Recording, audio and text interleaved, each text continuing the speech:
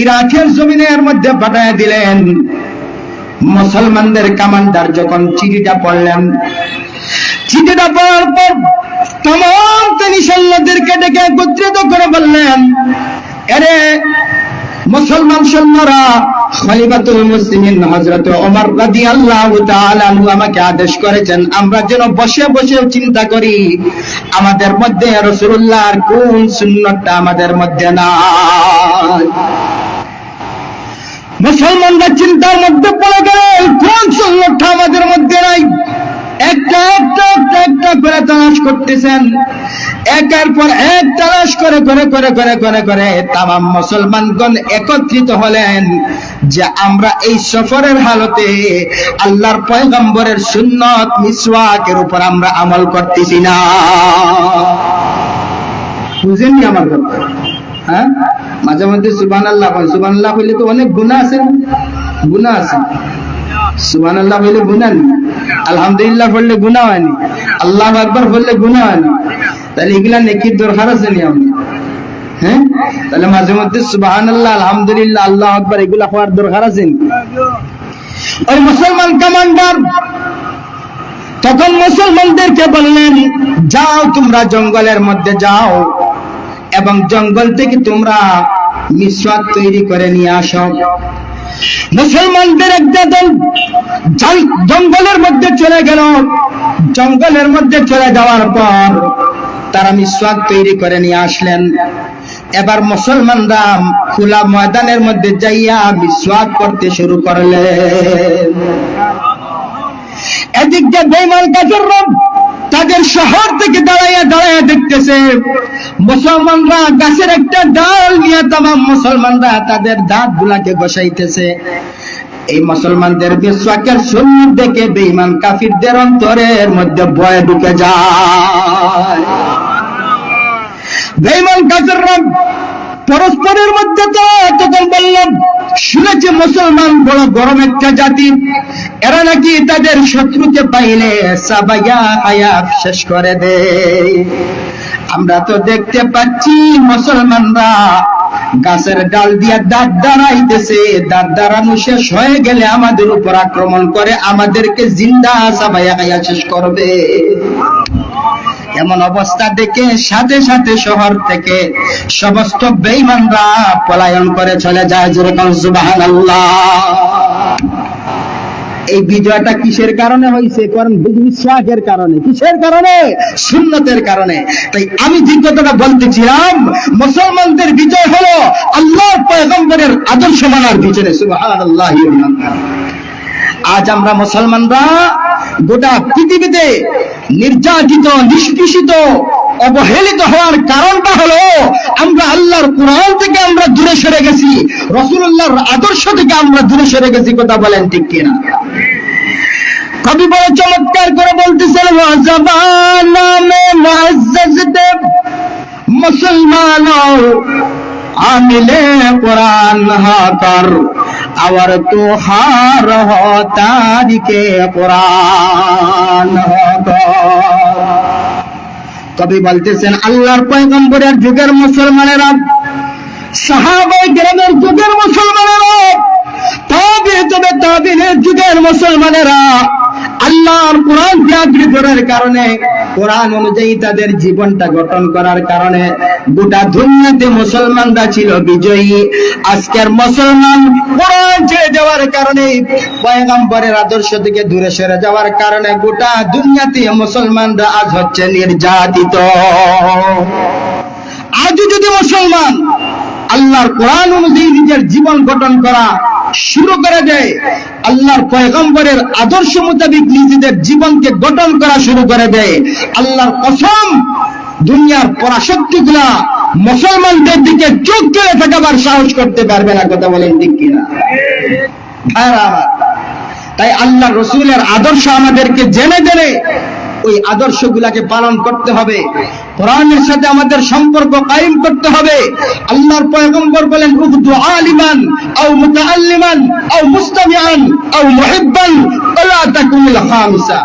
রাসূলুল্লাহ বলেন তুমি আলিম হও, আলিম যদি হতে পারো না কোরআনের ছাত্র হও, কোরআনের ছাত্র যদি হতে পারো না কোরআন শোনার জন্য তুমি আগ্রহী হও, কোরআনের আয়াত কোরআনের আলোচনা তুমি শোনো, তাও যদি তোমার ফুরসত না হয় কমপক্ষে আলেমকে এবং কোরআনকে তুমি মহব্বত করনেওয়ালা হয়ে যাও, আল্লাহ তোমাকে জান্নাতি বানাইয়া দিবেন।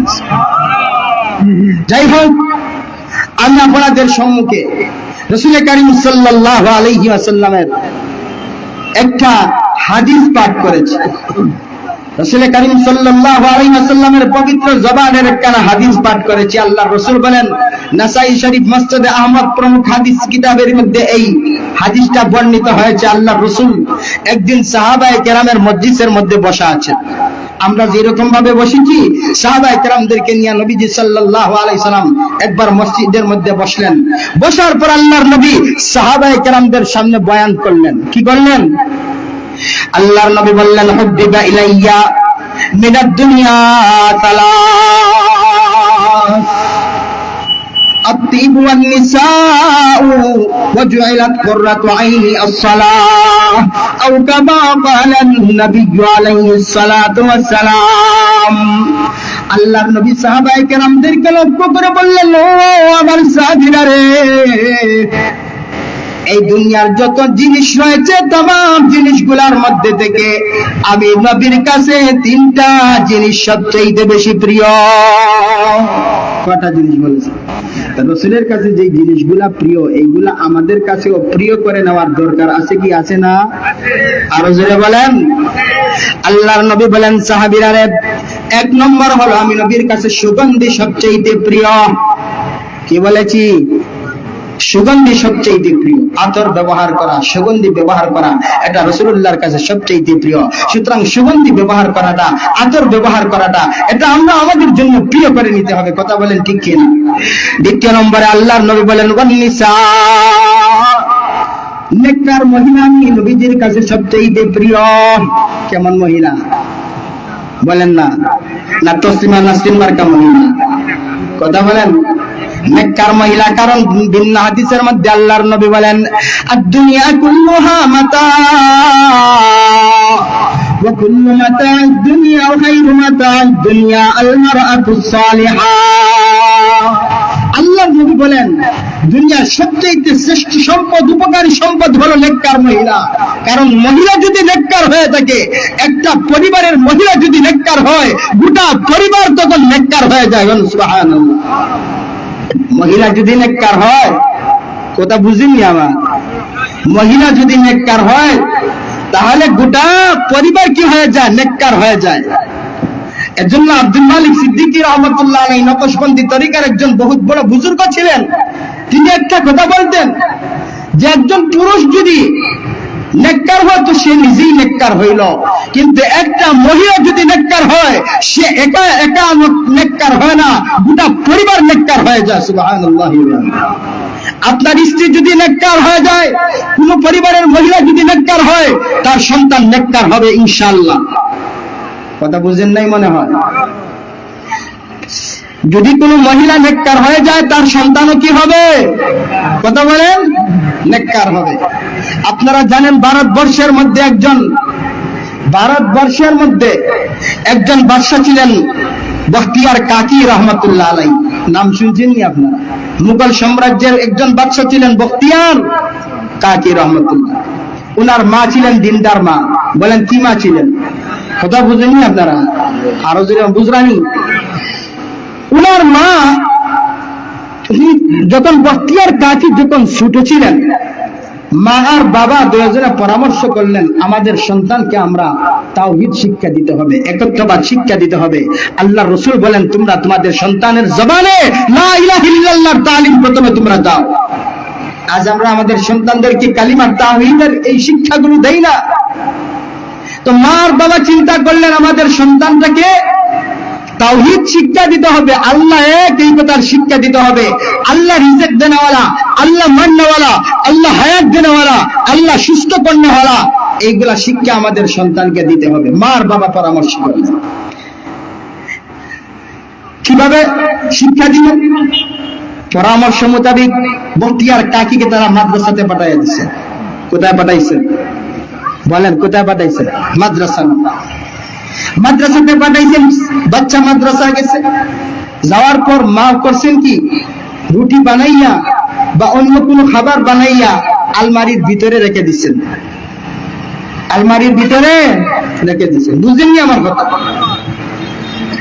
যখন বখতিয়ার কাকি রহমতুল্লাহ আলাইহি বাড়িতে আসলেন, আসার পর বললেন, মা পেটের মধ্যে খিদা লাগছে, খাবার দাও। পেটের মধ্যে খিদা লাগছে। মা তখন কি করছেন দেখেন? মা বললেন, এরা সন্তান, যাও অজুখানার মধ্যে যাইয়া অজু করো, বাথরুমে গিয়া অজু করে আসো, অজু করে আসো। বখতিয়ার কাকি রহমতুল্লাহ আলাইহি বাথরুমে গিয়া অজু করলেন। অজু করার পর মাকে বললেন, মা গো আমি তো অজু করে এসেছি। মা বললেন, এরা সন্তান, যায় নামাজটা তুমি বিছাইয়া দাও। বখতিয়ার কাকি যায় নামাজ বিছাইয়া দিলেন। মা দেখাইলেন, বাবারে এইভাবে এইভাবে 2 রাকাত নামাজ তুমি আদায় করো। বখতিয়ার কাকি 2 রাকাত নামাজ আদায় করার পর সালাম ফিরানোর পর মাকে বললেন, মা এবার আমি কি করব? মা তখন 2টা হাত উঠাইয়া বাচ্চাকে দেখাইয়া বলে, রে বাচ্চা, এইভাবে 2টা হাত আসমানের দিকে উঠাইয়া বলো, মালিক আমার পেটের মধ্যে খিদা লেগেছে, তুমি আমার খাবারের ব্যবস্থা করে দাও। এই যে ট্রেনিংটা কিসের জন্য দিতেছেন মা? তার বখতিয়ার কাকি তার সন্তানকে এই ট্রেনিংটা কেন দিতেছেন? যে রিজেক্ট দেওয়ার মালিক আল্লাহ, এটা শিক্ষা দেওয়ার জন্য। এটা কি দেওয়ার জন্য? আমরা কি আমাদের সন্তানগুলাকে এরকম করি?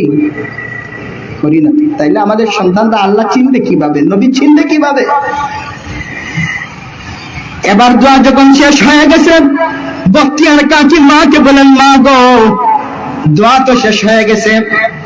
মা এবার বলেন, সন্তানদের তুমি তোমার মালিক আল্লাহর কাছে খাবার চেয়েছো, অবশ্যই আসমানের মালিক তোমার জন্য খাবার দিবেন। ঘরের মধ্যে তালাশ করে তুমি অবশ্যই খাবার পেয়ে যাইবা। খাবার তো তিনি আগে রেডি করে রাখছেন। এবার বখতিয়ার কাকি খাবার তালাশ করতে করতে করতে করতে আলমিরার মধ্যে যাইয়া খাবার তৈরি করা পাইছেন। পাইয়া তো তিনি খুশি, মা গো আসমানের মালিক তো আল্লাহ আমার জন্য খাবার দিয়া দিছে। সুবহানাল্লাহ। আসলে খাবারটা রাখছেন কে? বুঝিনি আমার? এইভাবে প্রতিদিন অভ্যাস চলতেছে, অভ্যাস চলতেছে, অভ্যাস চলতেছে। প্রতিদিন সন্তানকে 2 রাকাত নামাজ আদায় করান, আল্লাহর কাছে চাওয়ান। সন্তানের দিলের মধ্যে একের পয়দা হয়ে গেছে, রিজেকের মালিক একমাত্র আমার আল্লাহ। ঘটনা হয়েছে কি, একদিন মা গেছেন বাবার বাড়ি, মা গেছেন বাপের বাড়ি। বেটিন বাপের বাড়ি যাই না, যাই না, বুড়ো হইলো বাবার বাড়ি মায়া যায় না।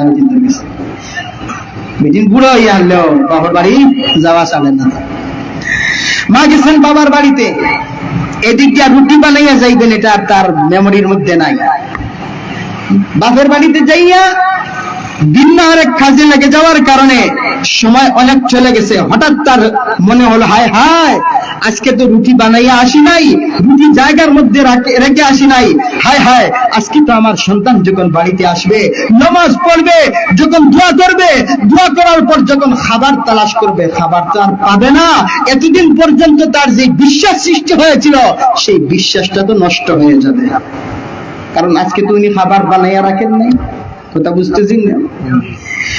মা দেরি করেন নাই, বাবার বাড়ি থেকে বাইর হইয়া দ্রুত গতিতে বাড়ির দিকে আসতেছেন, আর আসমানের মালিকের কাছে বলতেছেন, প্রভু গো